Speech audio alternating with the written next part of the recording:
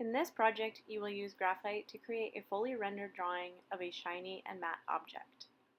I've uploaded a high-resolution image of this photo for you to work from.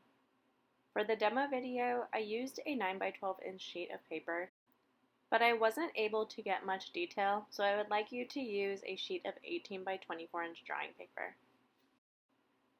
Now that you know how to use measuring and sighting techniques, you can certainly use that knowledge to get this image on your paper.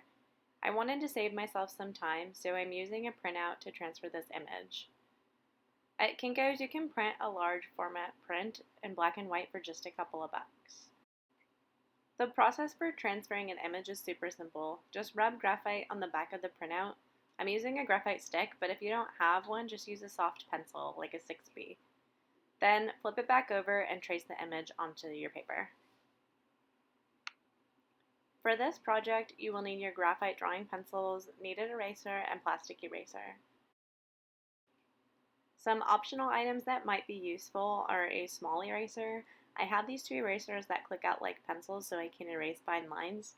You also might want something to put under your hand while you're drawing so you don't smudge graphite all over your paper. So now that I have my image on my paper, I can begin to add value. In the beginning stages, I like to think about a 3-step value scale: a light, a mid-tone, and a dark tone.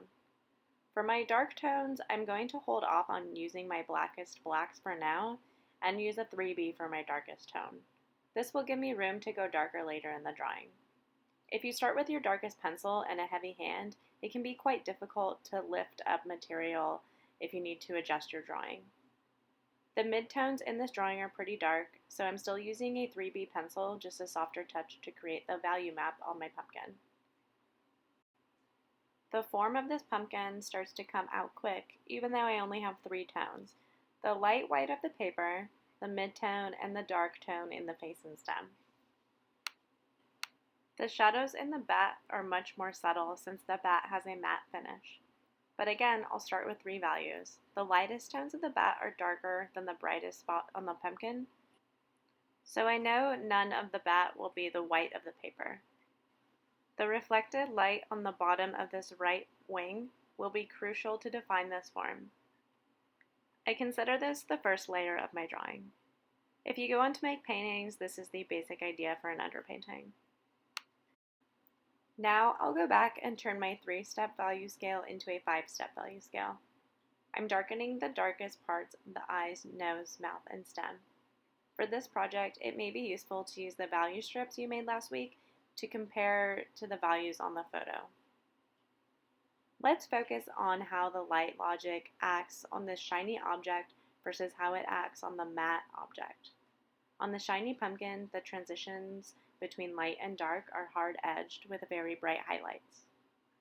On the matte object, they're blended pretty well. The bat has much more subtle shifts in tone than the pumpkin since it's a matte object.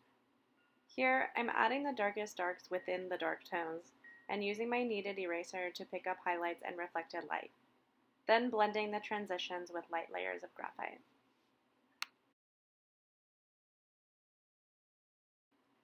Looking at the marks in my shadow compared to the marks within the bat, I feel like the shadow could be softer. So I'm using this paper stump blender.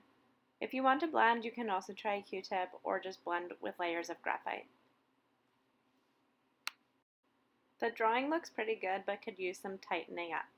So I'm going back in with my small plastic eraser and brightening up the highlights and adding some details into the shapes in the shadows of the pumpkin. You may notice that I'm applying the material consistent with the volumetric shape of the object. I'm using the side of my pencil here, so there aren't many scratchy lines, but the little details of following the contour shape of the object will help define the form in my drawing. I decided to leave off the strings of the bat so it looks like it's flying. I drew the entire image, but you can certainly crop this image by zooming in for your projects. Remember to think about the overall composition of your drawing. One of the problems with working from a photo is that the image tends to flatten out. In the second half of your drawing time, make sure you consider the logic of value in these shapes. Where's the core shadow, cast shadow, reflected light? Do they need to be exaggerated for the sake of the drawing? You're not a robot recreating a photo. You have the ability to manipulate what you are seeing. I left my background bright white and made the ground plane very subtle light gray. You may want to change those things. Maybe you want to spread apart the bat and the pumpkin. Maybe you don't want those objects sitting along a wall. You can change these things. Just make sure you adjust everything you need to make it look accurate.